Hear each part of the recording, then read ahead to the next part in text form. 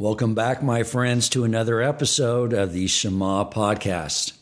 You know, Hanukkah is around the corner, and I wanted to make sure we are properly prepared for this holiday coming up. So I need to find, as always, who would be the right rabbis to bring on. This year I had the opportunity, the privilege of teaching a finance investment class at the yeshiva at Heimish to 4 brilliant young men. And one of the things we covered in this class was the calculation of present value, net present value, discounted cash flow. And as these young men were taking the test, which, by the way, they all aced, I was beginning to think about their present value calculation from the perspective of the Almighty, just looking at the trajectory these young men are on, their dedication to Torah study, their enthusiasm for their Yiddishkeit. I ran the calculations in my mind and knew I was standing in the presence of greatness. And I realized these are the young men that I wanted to come on and teach us what we can learn from the holiday of Hanukkah and bring those lessons with us into our current struggles. Welcome to the Shema podcast, the podcast for the perplexed, where Torah insights, intertwined through personal stories, as well as interviews with leading Torah scholars, demonstrate the empowering qualities of Torah and mitzvot.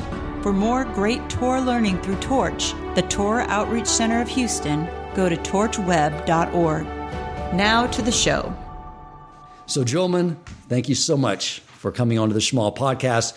If we could just go around the room, starting with you, Yehuda, and just tell a little bit of the audience about yourself, your interest, get a little insight into your world. Hi, I'm Yehuda.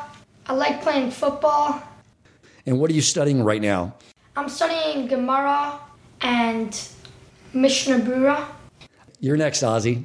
Tell the audience about yourself. Hello, my name is Ozzy, and I like music and drawing, and you're studying the same thing? You guys are all taking the... All right, beautiful. Sholly? Hi, I'm Sholly, and I like basketball and football, and that's it. Hi, I'm Mati, and I like coins. Oh, you're like a coin collector. Yeah. So, gentlemen, all right, here is my initial question. Hanukkah is a mitzvah.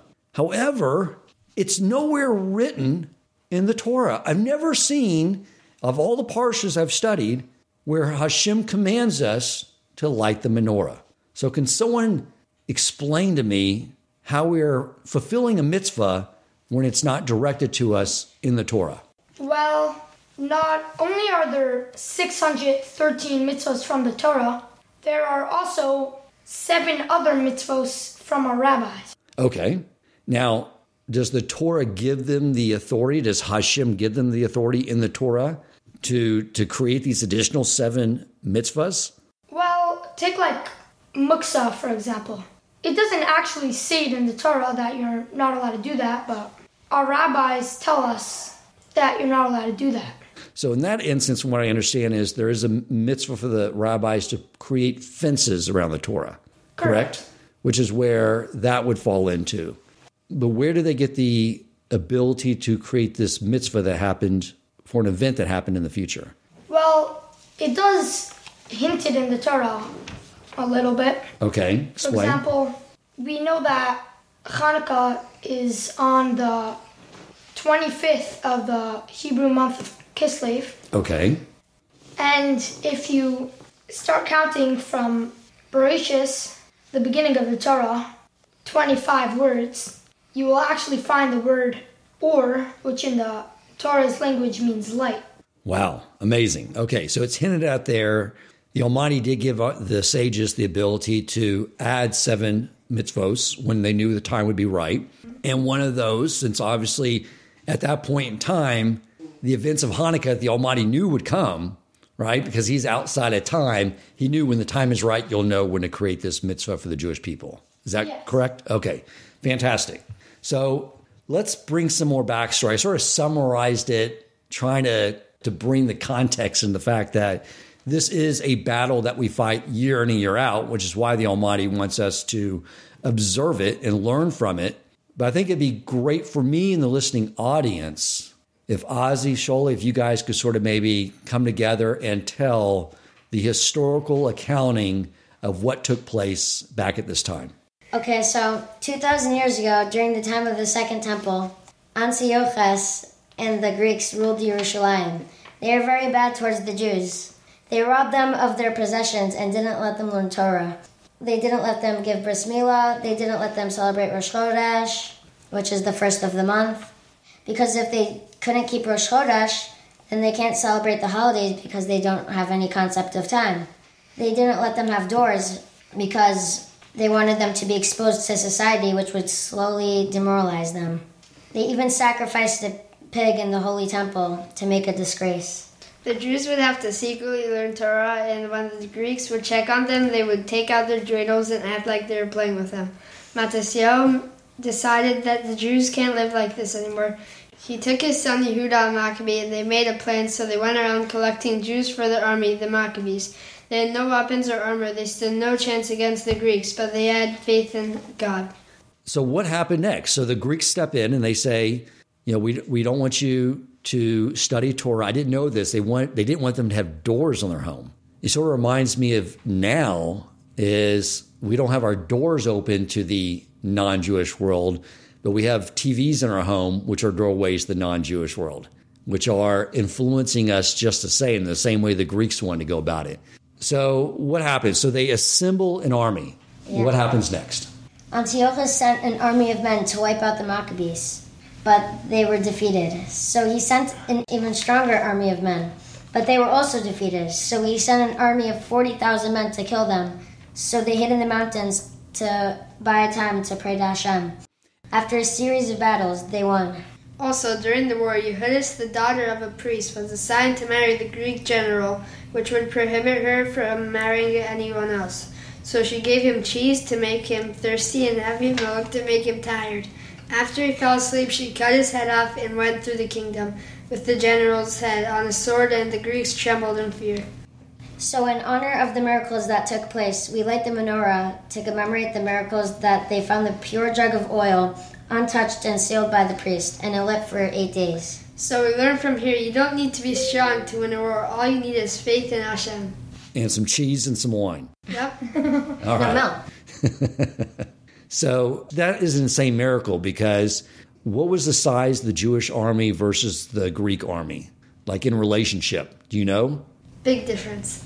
Our army was just a bunch of, Wimpy Talmidei Chachamim. What's the takeaway message there? That you don't need to be, big and tough. If you don't have faith in Hashem and you don't trust Hashem that will help you, then you have no chance. And just the opposite if you do have trust in Hashem. Yeah. Correct? All right, beautiful. So I have a question for each of you. Why are we lighting the menorah for 8 nights when there was really only a miracle for 7 nights? The oil burning for 1 day was not a miracle by itself. That happens all the time. So why did we celebrate it for 8 nights? I'd love to start with you, Muddy, and go around the room and have everyone sort of explain that to me.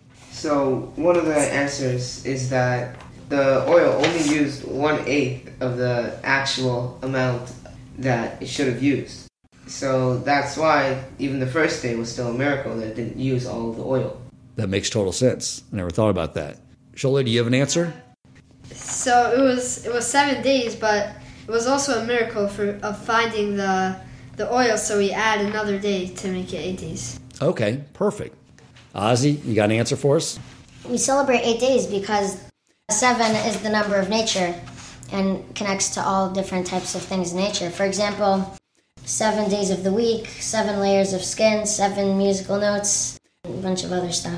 Okay, so it represents physicality. Yeah. Okay, gotcha. And the Greeks focused on the body and all the physical stuff, like sports, and if you've ever seen a Greek statue, they're usually not wearing anything because they were so focused on the body and everything. Right. So we're showing them that really you should focus more on the spiritual stuff and connecting to Hashem in a spiritual sense, not through a physical sense. Okay, and the number 8 represents spirituality. It's like we give a child its bris on the 8th day. We specifically don't do 7. We specifically go over 7 because we don't want to bring that message. Amazing. Wonderful. Yehuda, you have an answer? It is true that the oil only lasted for 7 days, but what people don't really realize is the fact that oil burns on a daily basis. That itself is a miracle. People just take it as granted. But really, that Hashem is letting you do that too. Beautiful. All right, that's great. That cleared up a really big question for me. So now let's get into what are the actual mitzvos of Hanukkah? Is it eating latkes, getting presents? What exactly is the requirements in order to fulfill this mitzvah? Muddy, can you answer this for us? So there are 3 main mitzvahs of Hanukkah. One is to light candles for 8 days outside your home. One is to say Hallel, and another is to say Al Nisim in davening. Okay, so explain what Hallel is, because it's something that was new to me until I moved here in this community. The mitzvah to say Hallel is to celebrate and praise Hashem that we got back the Beis HaMikdash and the miracle of winning the war against a way stronger nation. Okay, great. So it's just some set prayers to put it in the forefront of our mind, to praise Hashem, thank Hashem. Okay. And explain the other prayers you mentioned. So you say Al Nisim in the middle of the 18 blessings, and also when you bench and you bless Hashem after eating. You say it to thank Hashem for the miracles that He did for us. Okay, so just 3 different areas, either when we're benching in the middle of our davening or at the end, where we're inserting these additional prayers to show our appreciation, gratitude, and thanks to the Almighty. All right, fantastic. So how does someone, lighting a menorah? I always get confused. We always get in this big debate here. Put them in left to right or right to left. Which way do we light them? I always need my memory refreshed, just in case anyone out there in the listening audience or maybe as forgetful as I am, can you tell us what is the way to do it? We're staring at our menorah. How do we put the candles in, and which direction do we light them? So you put the candles in from right to left, and every day you add one. But when you light the newest one first. So you light it from left to right, but you put them in, and you start from right to left. And why is that? Because we, as Jews, start from right to left. But when we light from left to right, so we go up in Kedusha, because right is Kedusha, so you go from left to right to go up in Kedusha. I didn't know that. So right symbolizes, moving in that direction symbolizes an increase in holiness. Yeah. Okay, beautiful. Thank you so much, gentlemen. I want to go around the room and have each of you sort of share with the listening audience and me some lessons we can take from this holiday and that we can take with us throughout the year. I mean, I don't think the Almighty wants us to take time, 8 days out of the year, light a menorah, and then move on with our life. He wants us to gain something from this experience that will make us fulfill our mission here successfully. So I'll just go around the room, and Yehuda, if you could share one really good idea of what we can learn from this holiday and keep it cognizant of that throughout the year to make us have a more successful year. Well, I'd like to say that just like the Maccabees were outnumbered and small in size, and there was no way that they were able to beat the Greeks. I mean, the Greeks, like Ozzy said, had around 40,000 men, and the Maccabees were much smaller in size. So, just like Hashem could make them win a war that was unexpectedly surprising, Hashem could, give you whatever you want. Okay, so you're saying that we should not, as Jews throughout the year, when we have a challenge that seems insurmountable, we should always remember that if we're serving the will of the Almighty and praying to Him for assistance, He'll allow us to be victorious. Beautiful.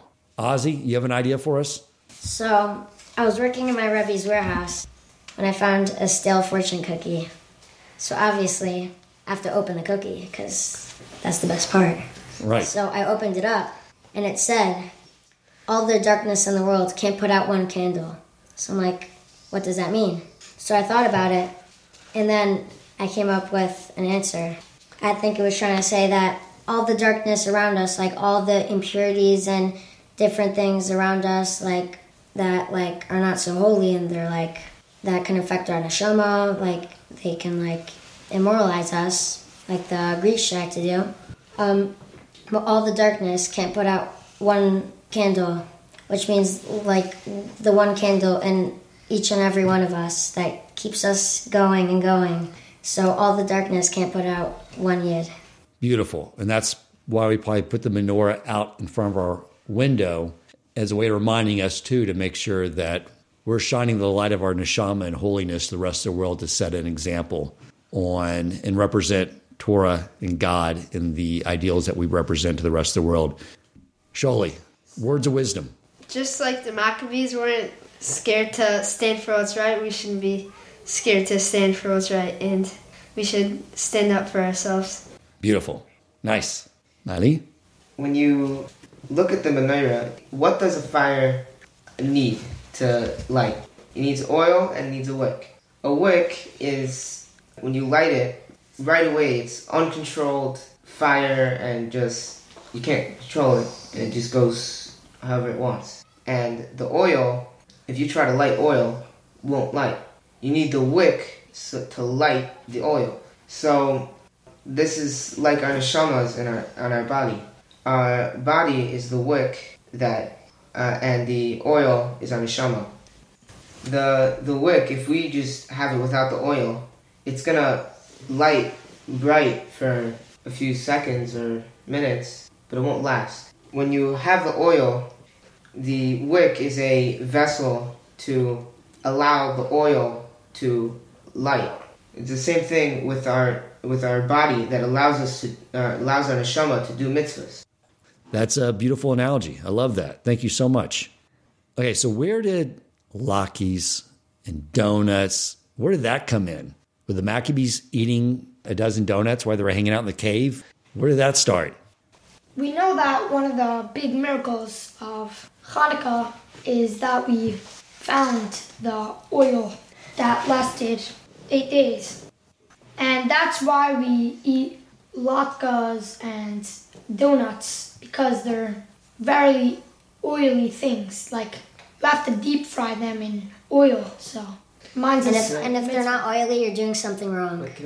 So we have latkes and donuts and oily foods to remember the miracle with the oil.